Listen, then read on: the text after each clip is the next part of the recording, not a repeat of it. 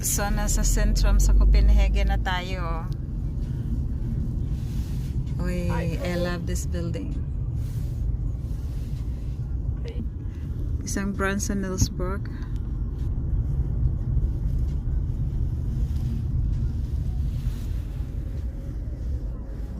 Busy ang driver ko kasi traffic. Maganda kung may driver kasi nakaupo lang at saka nag-video-video.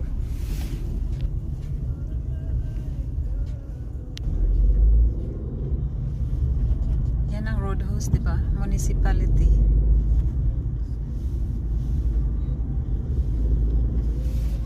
And then Tivoli.